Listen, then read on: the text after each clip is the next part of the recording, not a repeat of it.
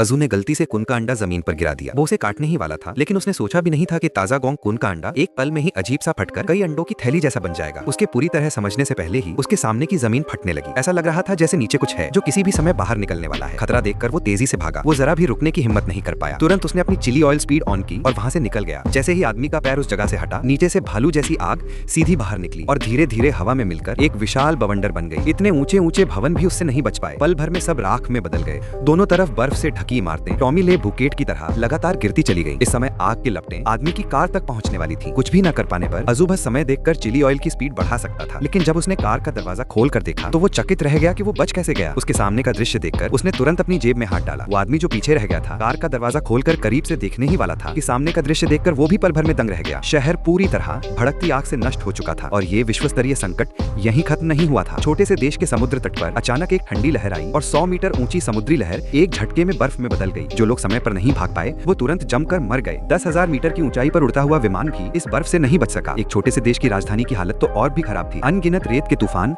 हवा और बर्फ के साथ घूम रहे थे और इससे भी ज्यादा भयावह था कि भारत के समुद्र तट पर दक्षिण भारत में 100 साल में पहली बार एक विशाल बाढ़ आ गई थी। जो भी उसमें फंस गया उसके शरीर का नामो निशान तक नहीं बचा। दुनिया भर में अजीब अजीब प्राकृतिक घटनाएं हो रही थी।